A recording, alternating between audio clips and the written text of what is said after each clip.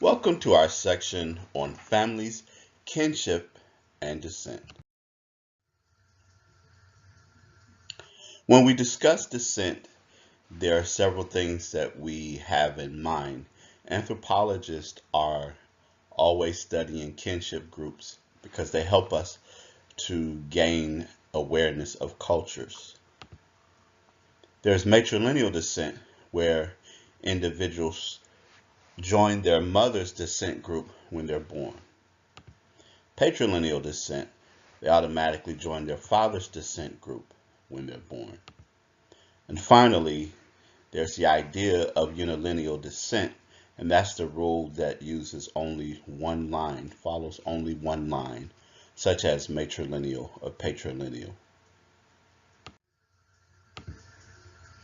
Ambilineal descent is one in which people choose the descent group to which they belong. Bilateral descent is something that many people in a culture like the United States are familiar with because descent is traced equally through the male and the female line. There's also in anthropology what we term as clans. And a clan is a unilineal descent group whose members come from a common ancestor through either the male or the female line. And the major difference between the clan and the lineage is that the common ancestor of the clan lives so far in the past they can't exactly explain it. Oftentimes where people get their family names from comes from this common ancestor.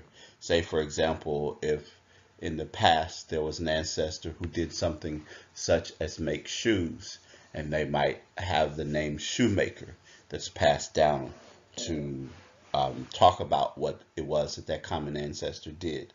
In some groups, such as Native American groups, there might be a totem. That's an animal or another element in nature after which the clan group is named.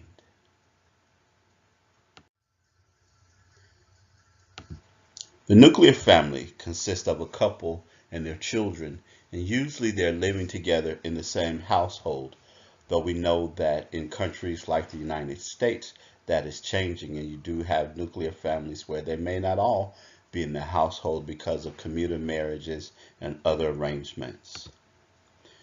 The family of orientation is the one in which you're born into and you grow up in, while the family of procreation is the family that's formed when a person takes a partner and has children. Most of the time, our relationships with our nuclear family members take precedent over relationships with other kin. Usually, they're the ones that we spend the most time with, particularly initially, and that we attach a great deal of importance to. The nuclear family is widespread, but it's not universal. In the United States, when we start to talk about residence patterns, the most prevalent and one that most people are familiar with is where the family of procreation lives neolocally, meaning that once individuals come together as a couple, they live in a household separate from the rest of the family.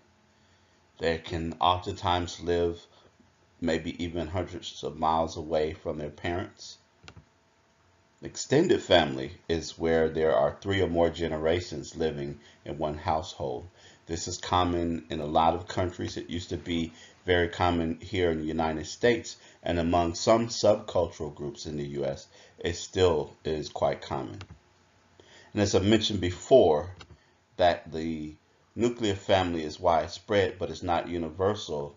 It's also the case that when it's not the nuclear family, it's the extended family that's the primary unit of social organization among families.